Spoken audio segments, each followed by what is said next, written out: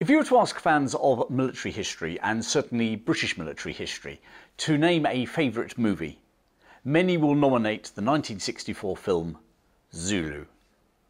The story of a relatively minor battle during the Zulu War in 1870 South Africa, when a force of just over 100 British soldiers held out against nearly 4,000 Zulus.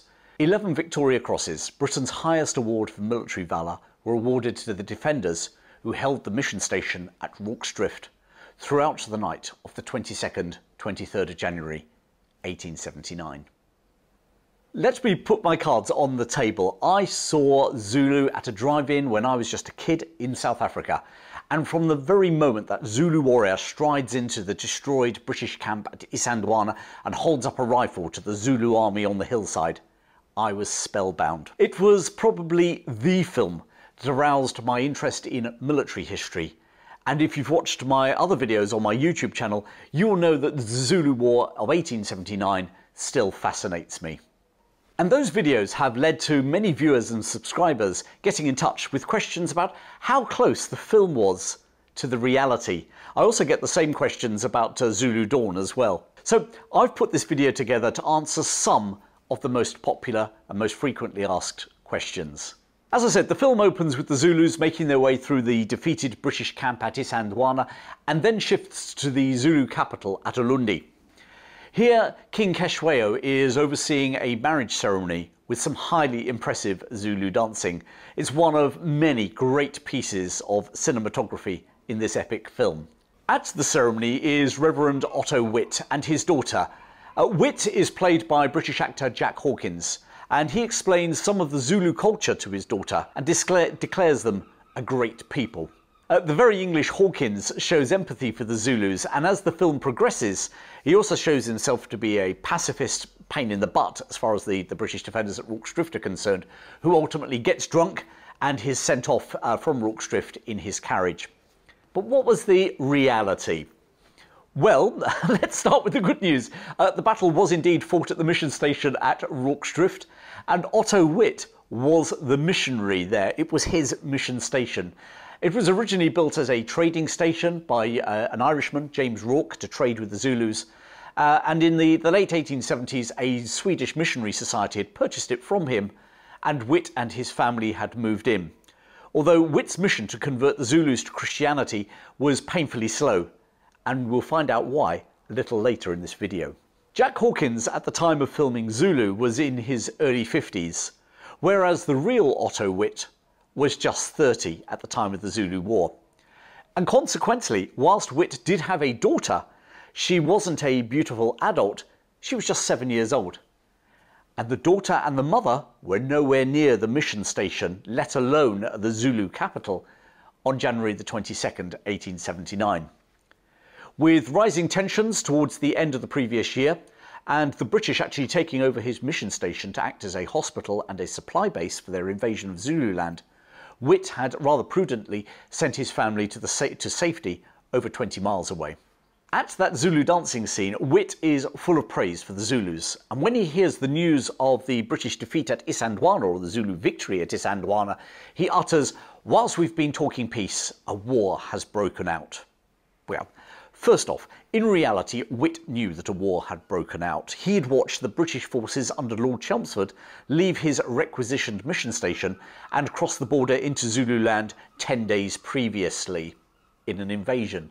And by all accounts, Witt, unlike the pacifist character played by Hawkins in the film, was pretty supportive of this invasion. Why? Well, because he was a missionary. His job was to spread Christianity to the Zulus. The problem that he, and indeed all the other missionaries in the area had, was that the Zulu king, Ceshwayo, was not keen on them spreading the word to his people. In fact, he preferred to deal with traders than missionaries. In other words, the downfall of Ceshwayo would make Witt's job a heck of a lot easier. Oh, and by the way, Witt did not hear about that British defeat at Isandlwana whilst attending a wedding ceremony at the Zulu capital of Ulundi. Ulundi is 127 kilometres, about 76 miles from Rorke's Drift. Even today, it would take over 2 hours to travel by car, and if you recall from the film, Witt manages to achieve that journey in a rickety old horse carriage, manages to get back before the battle even starts. Even better, he would have had to have actually passed the destruction at the Battle of Isandlwana on his return journey. In reality, Witt was actually at the mission station on the morning of the battle. Hearing the distant sounds of gunfire and artillery, he, along with Surgeon Reynolds and British Army chaplain George Smith, climbed the hill behind Rorke's Drift to see what was going on. Due to the hills in between and the haze of an incredibly hot day, they drew a blank. But after a while they noticed some horsemen riding really fast from the direction of Isandlwana towards the station. Surgeon Reynolds descended, thinking they might be in need of medical assistance. Smith and Witt remained on the hill, and interestingly it was the two clergymen who shortly afterwards hurried down into Rorke's Drift to report that a large body of Zulus were crossing the Buffalo River from Zululand into the British colony of Natal. At this stage, it wasn't actually clear whether the Zulus were heading for the mission station or were actually part of a major Zulu invasion force that somehow had managed to bypass the invading British and were now having a counter-invasion. And it was with this in mind that Witt, minus any bottles of drunken brandy, decided to flee the station and find his family 20 miles away. So, the real Otto Witt was not at the mission station when the Zulus attacked, unlike in the film. But what the film doesn't highlight was that Army chaplain George Smith was there.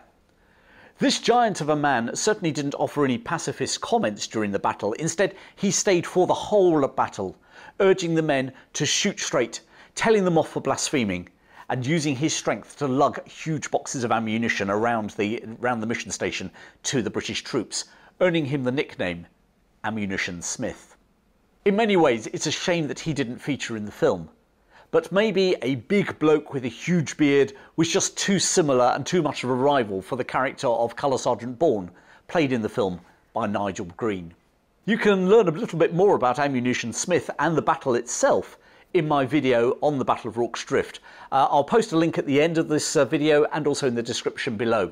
And whilst we're on the subject of beards, the two officers in the film, Lieutenants Chard and Bromhead, played by Stanley Baker and a young Michael Caine respectively, were clean-shaven, whereas in real life, Bromhead, Caine's character, sported a classic Victorian beard, and Chard a very bushy moustache. There's also a moment in the film where Bromhead and Chard clash as to who was in overall command, and it transpires that Chard has seniority by 3 months. In reality, Chard had seniority by 3 years, and he'd also been officially put in temporary command that morning by the station commander, Major Spalding.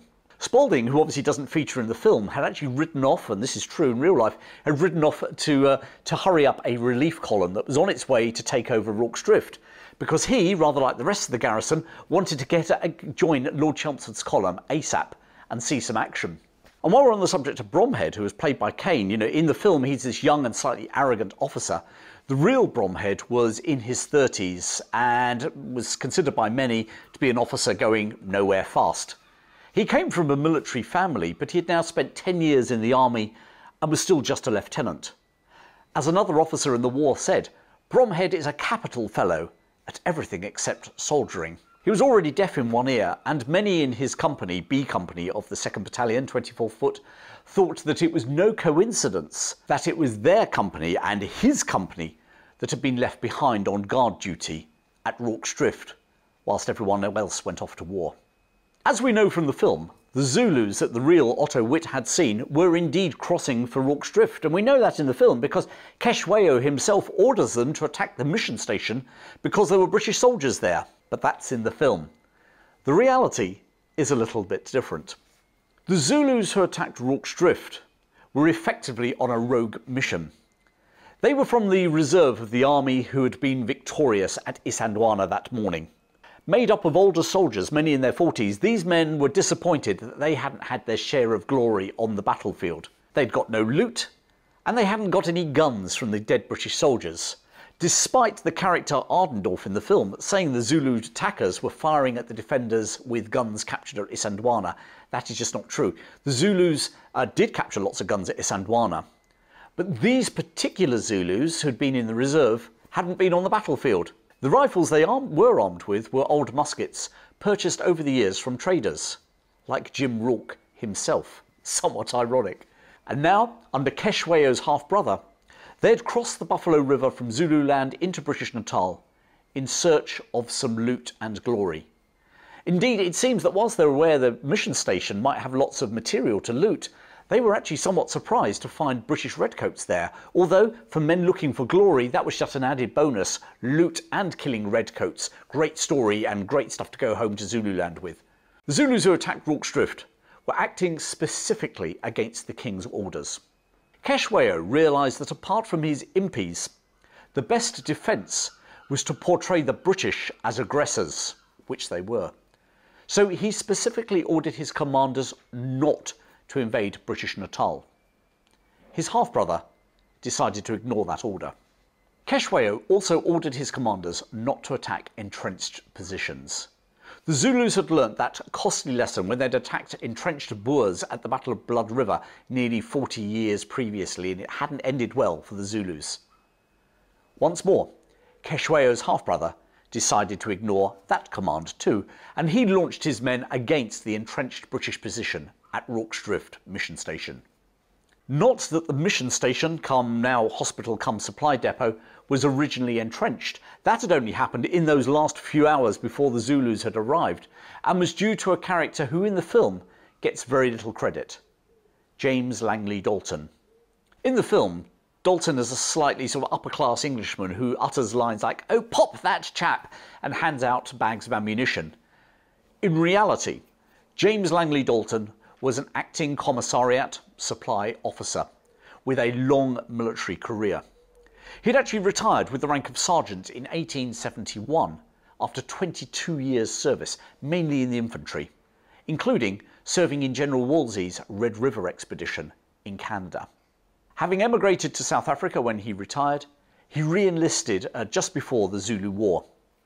With as many years military experience as Chard and Bromhead combined, it was Dalton who convinced them to make a stand at Rorke's Drift, rather than trying to outrun a Zulu impi in open countryside. It was also Dalton who came up with the idea of barricading the station, using all those supplies that were already there, in particular heavy sacks full of maize and equally heavy boxes of army-issue biscuits. Whilst we're on the subject of British soldiers who were poorly portrayed in the film, it would be remiss of me not to mention Private Henry Hook. Anyone who's watched the film will remember the lovable rogue Hook, played by actor James Booth. In the film, he is malingering in hospital and is, according to Bromhead, a barrack room lawyer, who ultimately comes good, rescuing men from the burning hospital, but even then finding time to break into Otto Witt's drink cabinet to swig some brandy. The real Henry Hook was a model Victorian soldier, a teetotal Methodist preacher, who far from malingering in the hospital was actually the cook assigned there for the patients. When the mission station was finally relieved by Lord Chelmsford's column, the British commander asked to see Hook to hear about his heroics in the hospital, and Hook arrived in Lord Chelmsford's tent without his tunic because he had actually been busy making tea for all the survivors. Definitely not the character that James Booth played in the film. And small wonder, therefore, that his daughters walked out at the film premiere of Zulu when they saw how this wonderful man had been portrayed. I tell the story of both Dalton and Hook in my video about the VC winners at Rorke's Drift and what happened to them after the battle. And again, I'll put a link in at the end of this video. Which brings me to my final and most contentious film versus reality moment. Men of Harlech. Towards the end of the film, there is this brilliant sing-off between the Zulus and the defenders, the latter delivering a stirring rendition of the Welsh anthem, Men of Harlech. I'm sad to say that not a single record from any survivor records this event of singing Men of Harlech or singing at all. And if they did sing, it probably wouldn't have been this Welsh anthem, because the regiment at this time wasn't actually Welsh. The 24th Foot Regiment, which is what they were in 1879, were known as the Warwickshires, and they recruited from all over Britain, but principally from the Midland region, the Midlands of England. Their regimental march was not Men of Harlech. It was actually the Warwickshire Lad, which incidentally you hear being played in the film Zulu Dawn. Despite recently opening a recruiting depot in Brecon, where the regimental museum is now based and it's well worth a visit, only about a third of the defenders of Rorke's Drift were Welsh. So even if they'd wanted to sing Men of Harlech, the rest of the garrison, which were principally English and Irish, would probably not have known the words. The 24th Foot Regiment became the South Wales Borderers in 1881, 2 years after Rorke's Drift. And it's now, through various amalgamations, the Royal Welsh Regiment. I'm also sorry to say that, unlike the film, the Zulus didn't line up to sing a salute to the brave British soldiers before departing back to Zululand. They did reassemble at dawn after a 12-hour nighttime fight, probably to assess whether to launch one last attack, but then they simply withdrew. Possibly as well, Keshweo's half-brother was now thinking how he was going to have to use all his family connections to get out of defying the king's orders. And indeed, his men did come into a lot of ridicule, according to Zulu folklore, for attacking the mission station and failing. One last thing the film doesn't mention is that when Chelmsford's army arrived, they scoured the area, killing any injured Zulu warriors they could find, which isn't quite the ending we have with the brave Zulu warriors saluting the British on the hill. And before you think I'm getting all woke and liberal, let me just point out the Zulus took no prisoners after Isandlwana either. So there you have it, a brilliant British war film, littered with loads of historical inaccuracies. But that's the thing about films. They're stories, not documentaries. They take the truth, they cast off some bits, they embellish others, just like all good storytellers do. And so what we're left with Zulu is, in my opinion, one of the best war movies ever made. A story that might not be historically 100% accurate, but it's a story that's entertained millions. It's resurrected a forgotten action from a minor colonial war and has inspired thousands to find out more about it. And also has inspired people to honour the heroics and sense of duty that the defenders undoubtedly displayed. To remember and learn from history, we need great stories as well as great lectures. And films like Zulu do just that.